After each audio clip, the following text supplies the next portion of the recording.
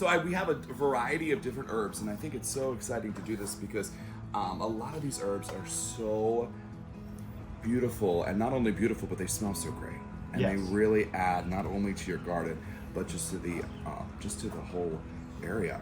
So what are we going to put together in our little grow bag today? Well, I figured we could do the basics. Okay. Rosemary, basil that you have. We have some flat leaf parsley. Okay. We have some thyme. We have some cilantro. Mm-hmm. We have some dill. And we have some oregano. Yeah, so it's a perfect mix. Yeah, Basil. There's different types of basils, right? there are. There's quite a few different types. This is the most common, which is just your regular, but I mean, there's different colors, there's different leaf forms, there's different and flavors as far as it goes. I mean, there's lemon basil, there's all kinds. This is your tried and true standard. And one thing with basil is it's a beautiful plant to watch grow, and as it gets taller and taller, keep harvesting it. You never want this to go to flower. Okay. It changes the flavor of the basil. It makes it actually stronger in flavor, and a lot of people don't like it. So you're always going to make sure that this plant isn't going to go to flower. Some other things that we'll try is like cilantro. Okay. So these are all wonderfully smelling plants too. Absolutely. Absolutely, and there's stuff that you can use in your everyday cooking. I mean, like we've got some fern leaf dill right here. And with these grow bags, the nice thing is there is nothing that you can do wrong. This is sage. What kind of sage is this? This is called garden gray. Okay. Most of the things that we've got here, we have every year. They're very standard in cooking and the most popular, so they're what we bring in. Yeah.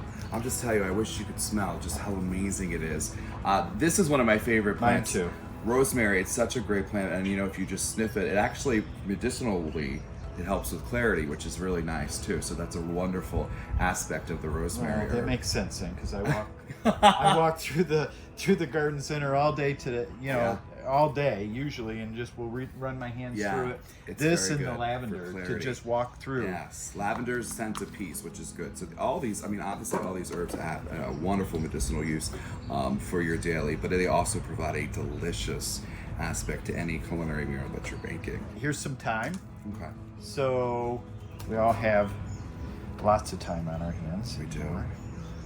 Not enough. And see, I'd plant that to kind of grow over the edge, just because thyme is one of those things that's kind of a creeper.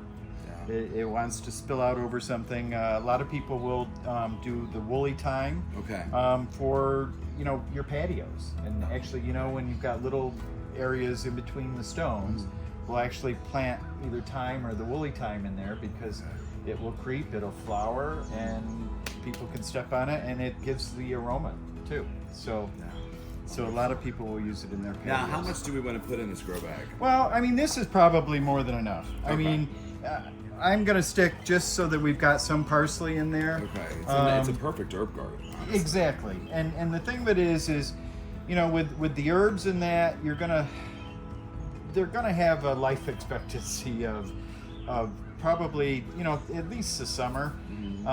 So some of it may finish, so use them. I mean, because if you don't, it's just gonna get overgrown. So the whole idea is to constantly be harvesting, and it'll promote new growth on them, and they'll last longer and taste better.